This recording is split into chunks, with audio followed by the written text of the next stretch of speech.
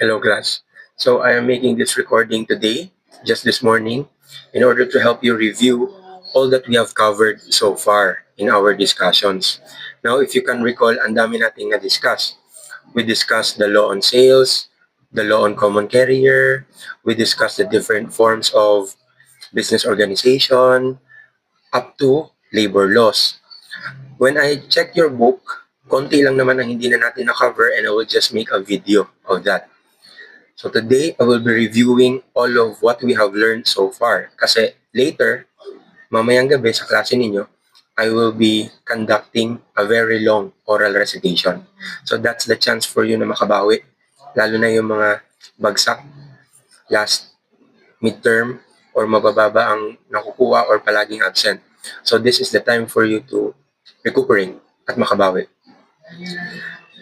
So all you have to do is listen to this para makapag-review kayo. Kasi if you will just read, you will have no time to review all that we have covered so far. So makinig na lang kayo para sa oral recitation mamaya. So it's going to be one-on-one oral recitation. We will start early. I think we have two class days left. We have until Friday na lang. And I will no longer be seeing you again. I will be seeing you for the last time on the day of your final examination.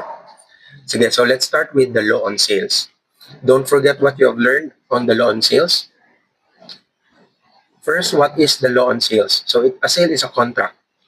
So when we say contract, it's the meeting of the minds. Di ba kung ma-remember ninyo, inisa-isa ko kayo, oral recitation natin, I ask you to memorize. There's a specific definition of contract. Ano ba yung ibig sabihin ng contract? Di ba? Memorize niyo yun, isa-isa. And I hope na you can still recall and you will not forget the definition of contract. So a contract is a meeting of minds between two or more persons, whereby one binds himself with respect to the other to deliver something or to render some service. So if you can still recall the definition of obligation, di ba? Yung obligation is a juridical necessity to give, to do, or not to do. So basically, a contract is tied with the obligation kasi contract gives birth to the obligation. So since we are discussing the law on sales, there are two parties involved. The vendor, siya yung transferor, siya yung seller. And the vendee, siya yung transferee, siya yung buyer. Okay? Now, the vendor, his main obligation is to deliver. Siya yung maghatid and transfer ownership. So, he needs to transfer the ownership and not just deliver. Take note, delivery transfers ownership. And then we have the vendee. So, what is the main obligation of the vendee? The main obligation of the vendee is to pay the price. So what was the agreed price or purchase price? Then that is the obligation of the vendee. You must pay that one. So what if they will not comply with their obligations? Of course, if either party or both parties will not comply with their obligations, magkakaroon ng breach. So that's the time you can seek for court redress. Mag-file kayo ng case sa court for the payment of damages. But it depends on the kind of relief na gusto ninyong ma-seek. You can also ask the court to compel the other party to comply with this obligation. And the nature of the action will be specific performance. Okay, don't forget that. Now, what is a contract of sale? It is specifically stated under the Civil Code, ang definition niya. So you have to memorize that. Isama ko yan mamaya sa oral recitation niyo later. A contract of sale, by the contract of sale, one of the contracting parties obligates himself to transfer the ownership and to deliver a determinate thing, and the other to pay, therefore, a price certain in money or its equivalent. Itong one of the contracting parties, ito na yung seller. So, seller obligates himself. Yung obligation niya is to transfer the ownership. Kasi nga, you have to transfer the ownership. Otherwise, if possession is the only one that is being transferred, that is not sale. It is lease. It is comodatum or mutuum. Hindi siya sale. Pero if the purpose is to transfer ownership, then that is a contract of sale. And ano pa? To deliver a determinate thing. Take note ha, there are two kinds of things. It's determinate or indeterminate. So we are talking of determinate thing. Ibig sabihin na specify na kung ano yung bibilhin niya. And the other party, itong the other party is the buyer, the vendee, the transferee. What is his obligation to pay the price? Kailangan niyang bayaran yung price, certain in money or its equivalent. Anyway, we will unpack this one later. So take note, a contract of sale may be absolute or conditional. Pag sinabing absolute, there is transfer of ownership. Pag sinabing conditional, there is yet no transfer of ownership because it is still subject to a condition. So you must comply with the condition. And basically, the condition is you have to pay the full amount of the purchase price. So common ito sa mga installment, like sa mga subdivision. So wala munang deed of absolute sale, conditional sale muna ang gagawin nila. Kasi they would have to completely pay the installment payments and then make the full payment eventually. And if there's already a full payment or the entire purchase price is paid, then that's the time that the ownership is transferred. So basically, it's suspensive condition. So the contract is based on a suspensive condition. Yung obligation is suspended. Kaya nga, suspensive condition. The obligation to transfer the ownership is suspended, subject to the happening of the event. And what event is that? The payment of the full purchase price, which is the obligation of the buyer, the transferee, or the vendee. So let's proceed. So what are the elements of a contract of sale? Tandaan, para magkaroon ng valid contract of sale, there are 3 elements. If one is missing, walang contract of sale. So all of these elements must be complete. They must be present. First is consent. Ano ba yung consent? Yung nag-agree na kayo. Meeting of the minds. A mere nod. Nag-nod lang or yes, that is already consent. There's already a meeting of the minds. Next is object. What is the object? Kung ano yung pinapabili mo. Like lupa, or bahay, or sasakyan, or jewelry. And next is the consideration. Ito yung ibabayad ng buyer. Commonly, it is money. But pwede ring cheque, pwede ring negotiable instruments. So it's not only limited to cash. So again, there are 3 elements: consent, object, and consideration. Now, what are the different forms of contract of sale? Pag sinabing forms, ano ba dapat ang contract of sale? Must it be written? Pwede bang verbal lang? So ano bang form niya? Form is the physical manifestation of the contract.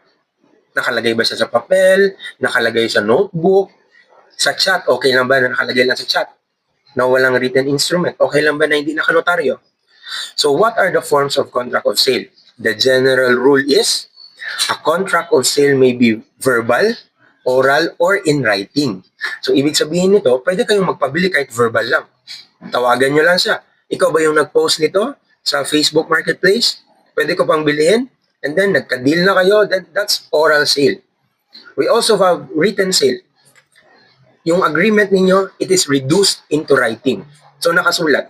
So that is the general rule. So basically, what the general rule states is kahit anong form. Okay? Pwedeng written form, pwedeng verbal or oral, it doesn't matter. As long as merong agreement. Now, what is the exemption? Pag sinabi nyo, what is the exception, ano yung mga kailangang nakasulat? Kasi, di ba, sinabi natin, general rule, dapat nakasulat or pwede ring verbal. Pero dito, specifically, dapat daw nakasulat. So, ano-ano yung klaseng kontrata na yun na dapat nakasulat? Under the Statute of Frauds. Di ba, tinanong ko kayo kung anong ibig sabihin ng Statute of Frauds. Statute of Frauds is a rule. It's a rule which states that certain contracts must be in written form. Dapat nakasulat. So, hindi lang basta mag-usap kayo or verbal or tinawagan mo siya. Hindi yun enough. Otherwise, it is unenforceable.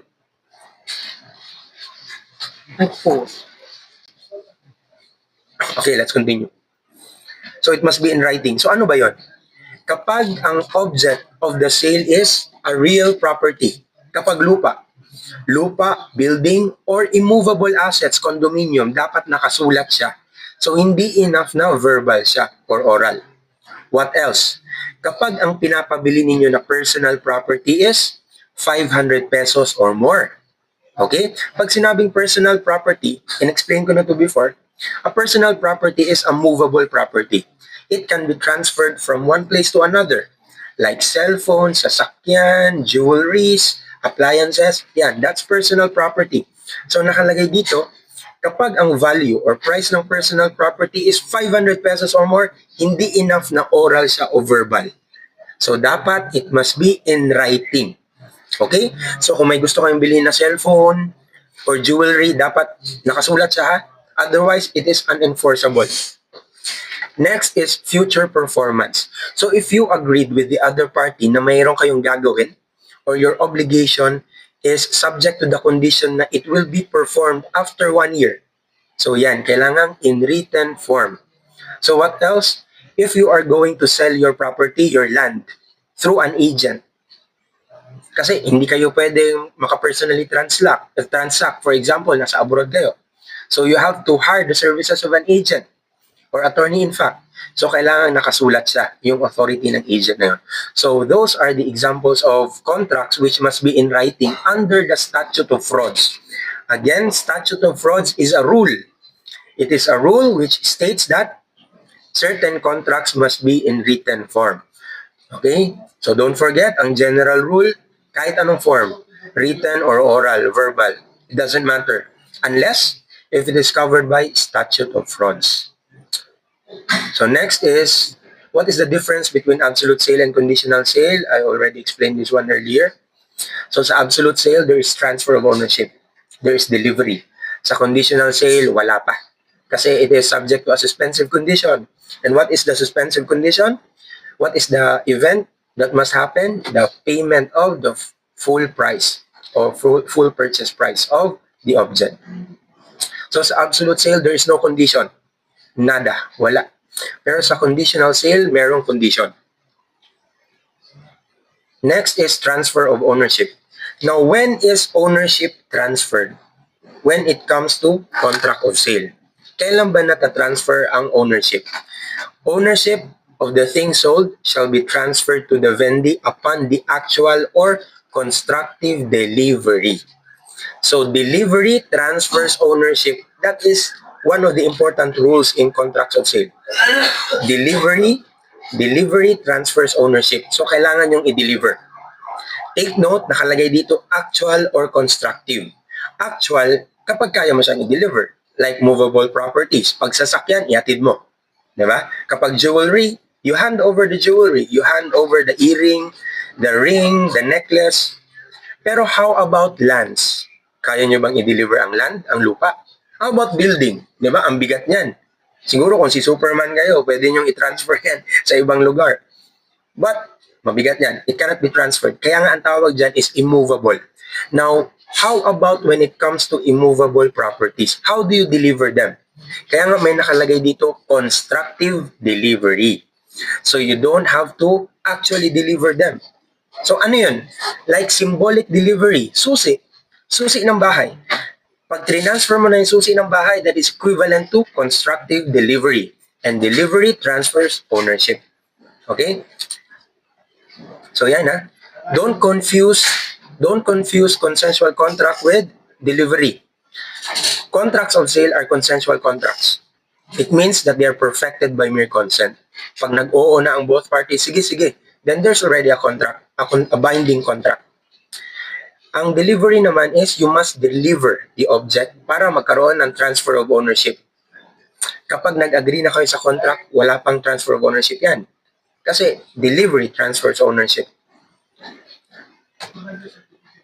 Okay, don't forget the recto law and the Maceda law. Di ba? Sinabi natin na yung recto law applies to personal property on installment.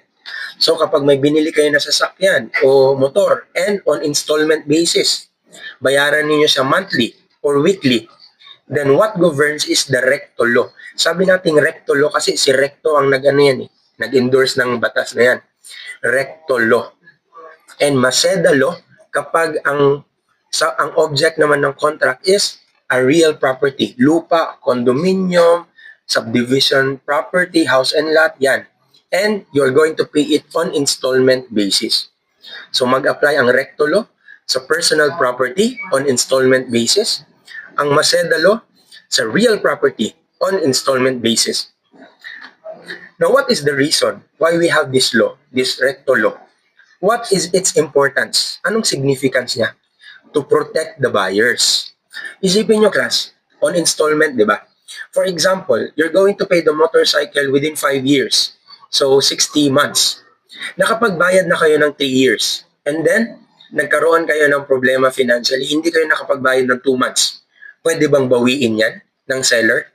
Di ba unfair? Kasi nakabayad na kayo ng 3 years. If you're going to compute how many months you have paid, ang laki na yan. Di ba unfair, class?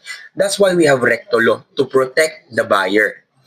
So sinasabi dito, when the buyer fails to pay certain number of installments, ito ang rule na mag-govern.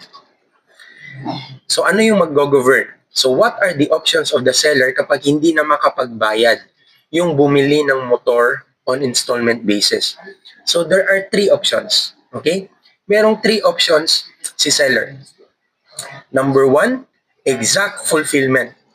Or pwede siyang mag-file ng specific performance. Pag sinabing specific performance, pupunta siya sa court. Sasabihin niya, Judge, Your Honor, kailangan magtupad si buyer ng nakalagay sa kontrata. Kailangan niyang bayaran yung monthly installments. So yun, specific performance. So the seller will demand payment should the vendee fail to pay.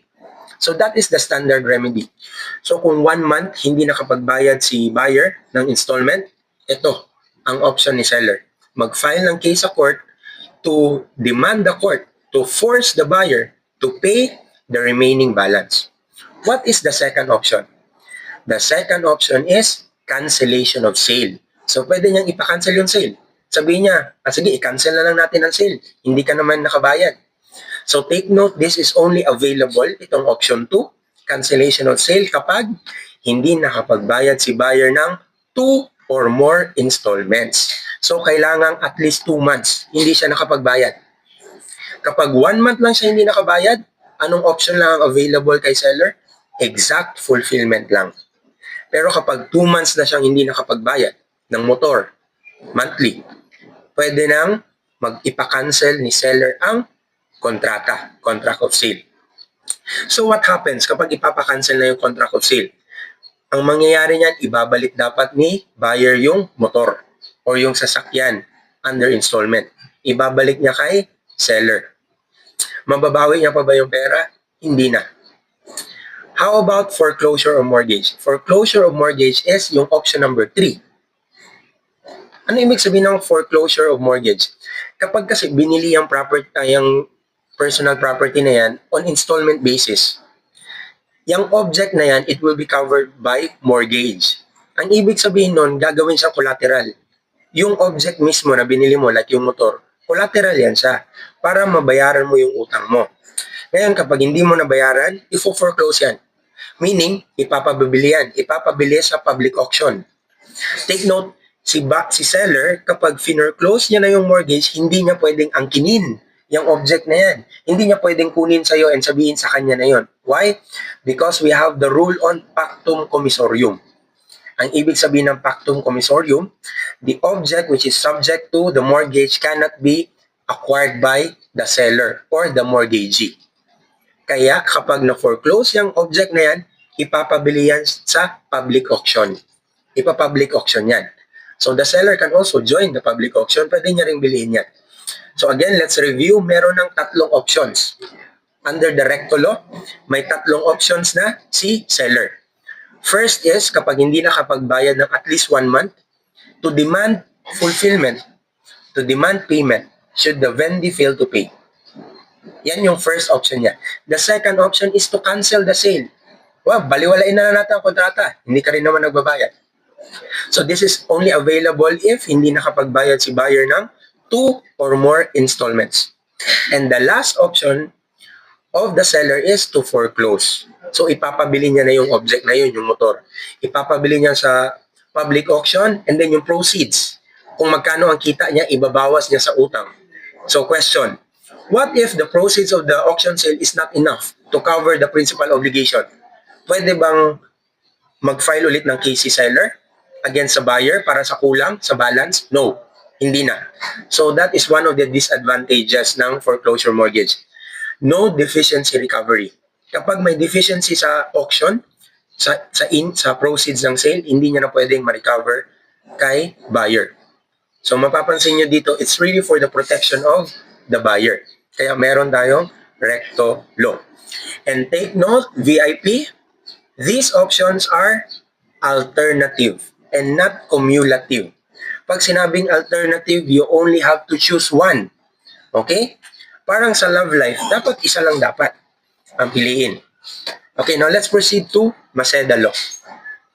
So kanina, sa recto law, it applies to personal property on installment basis. Ito naman, sa Maseda law, it applies to real estate. Like condominium, we have subdivision properties, we have house and lot, we have lands. This Maseda law does not apply to industrial lots. Kung may mga lots dyan ang zonal classification nila is industrial, commercial buildings, kung ipabili ang KCC, it is not covered by Maseda law. We have agrarian reform, lands covered by the program, the Comprehensive Agrarian Reform Program, hindi po siya covered. Now, bakit hindi siya covered? For the reason that sa mga nagpapabili ng industrial lots and sa mga bibili, may mga pera po yan sila. They are millionaires. Kasi nga, it's an industrial lot. It's a commercial building. Bibiliin mo ba naman yan? Sa tingin mo, you still need protection? No more. Sige, let's proceed. So what are now the options of the seller in case the buyer of a land can no longer pay the installment? Kanina, ang binili mo is mga motor, sasakyan. Ngayon naman is lupa. Paano kung hindi ka na makapagbayad? So paano kapag hindi ka na nakapagbayad? So here are now the options of the seller. Kapag si buyer ay nakapagbayad na ng less than 2 years, nakapagbayad siya ng less than 2 years, magkakaroon siya ng grace period. Ano yung grace period na yun? 60 days. Ibig sabihin, okay?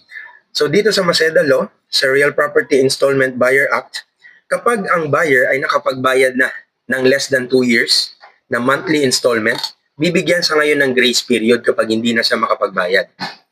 Bibigyan siya ng 60 days or 2 months. Sasabihin ni seller, o sige, hindi ka na nagbabayad ha, bibigyan kita ng grace period na 2 months. Hanapin mo yung pera, you make sure that your account is up to date.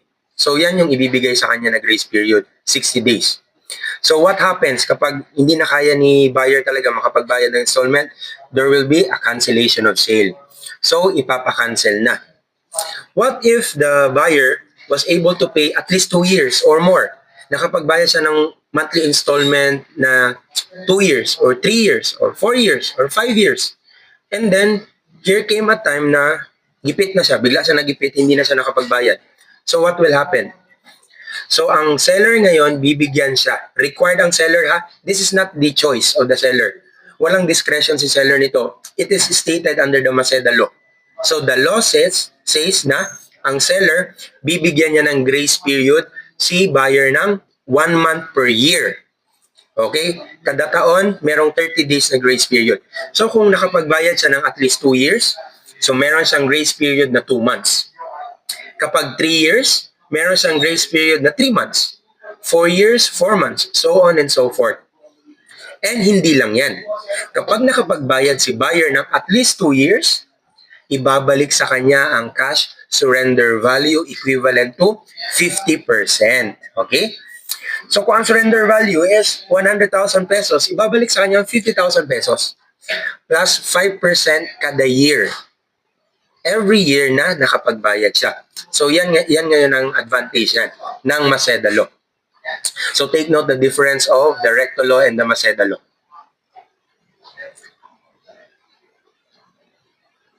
Now, how about double sale? So ito yung last topic natin, di ba? Double sale. What is double sale? Kapag pinabili yung property ng 2 beses ng seller. Pwede ba yon? Of course not. In fact, that is a criminal offense. Double sale. You cannot sell something which has already been sold. Di ba? You cannot give something that you do not have. Kasi pag napabili mo na siya, wala na yun sa'yo. Tapos ipapabili mo pa sa iba. So if I can still recall, no, yung Latin maxim dito, paborito kasi ng Latin maxim is nemo dat quod non habet. Nemo dat quod non habet. You cannot give what you do not have. So, di ba yung example ko dati, kapag wala kayo nag-study, hindi kayo nag-study, wala kayo may sasagot. Kasi nga, nemo dat quod non habet, you cannot give what you do not have. So, eto. Now, what are the rules with respect to double sale? It will depend kung anong pinabili mo. Kung pinabili mo is personal property or immovable property. May pinabili ka ba na lupa o ang pinabili mo is mga alahas lang, appliances, jewelry, sasakyan, motor.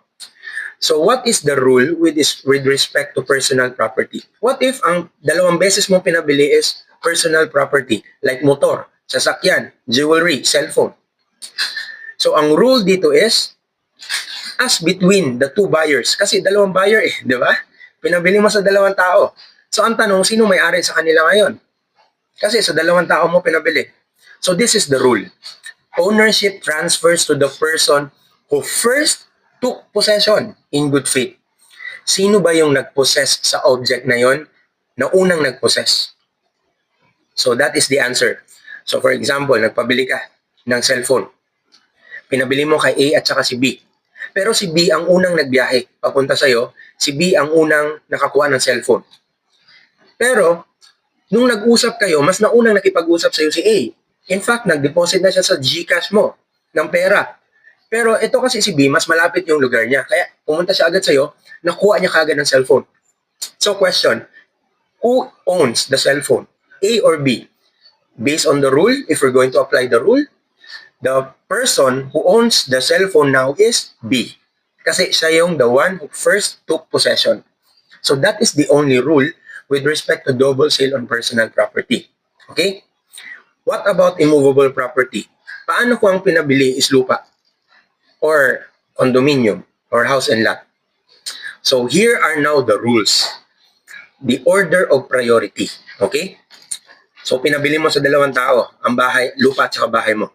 Sino sa kanila ang may-ari? Ang first order of priority is, sinong unang nagpa-register sa kanila?